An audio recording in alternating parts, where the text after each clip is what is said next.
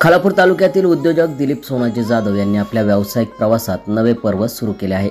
जुन्या मुंबई पुणे हायवे लगत खालापूर फाटा येथे भारत पेट्रोल पंपाशेजारी Swami misal house and snacks corner या नव्या व्यावसायिक उपक्रमाचे उद्घाटन कर्जत येथील प्रख्यात उद्योजक विश्वनाथ उर्फ पप्पू शेठ थोरवे यांच्या शुभ हस्ते संपन्न झाले।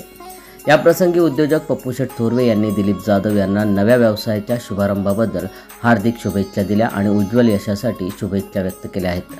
परिसरातील व्यावसायिक मित्रपरिवार आणि स्थानिक नागरिकांच्या उपस्थितीत हा सोहळा मोठ्या उत्साहात पार पडला।